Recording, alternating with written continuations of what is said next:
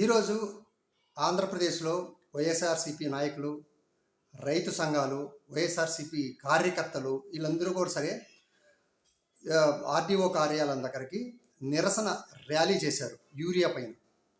ఏదైతే మనం యూజువల్స్లో చూస్తున్నామో సోషల్ మీడియాలో బాగా సర్క్యులేట్స్ అవుతుంది. పాపం వాళ్ళు చెప్పులు పెట్టేసి యూరియా కోసం పక్కన ఎండకు నిలబడలేక పక్కన నిలబడి ఉన్నారు.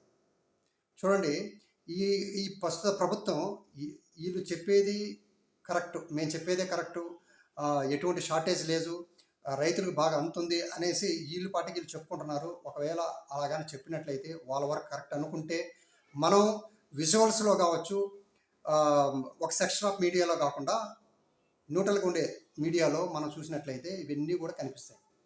అదేవిధంగా సోషల్ మీడియాలో స్పష్టంగా మనకు అర్థమవుతుంది ఎక్కడ ఏ ప్రాబ్లం ఉందనేసి. రైతులకి ఎందుకు ప్రాబ్లం, ఇది గత ప్రభుత్వంలో ఎందుకు రాలేదు, ఇప్పుడు ఎందుకు వచ్చింది, దాన్ని విశ్లేషించకుండానే రివర్స్ కౌంటర్ రైతుల మీదకే వేస్తున్నారు. పెళ్ళికి పోతే నిలబడరా, అదేవిధంగా రైతు పంట ఎక్కువ యూరియా జరిగితే క్యాన్సర్ వస్తుంది, 2 ఆవులు పట్టుకోండి, ఇలాంటి రిటర్న్ వాళ్ళకే చెప్తున్నారు. యాక్చువల్గా దీన్ని బ్లాక్ మార్కెట్లో పెద్ద ఎత్తున వెళ్ళిపోయింది ఈ యూరియా అనేసి అందరికీ తెలిసిన విషయమే. కానీ దీన్ని ప్రస్తుత కూటమి ప్రభుత్వం బుకాయిస్తుంది, లేదు అలా కాదు ఇలా కాదు అనేసి. సో ఇక్కడ ఒక్క నిమిషం ఆలోచించాలి.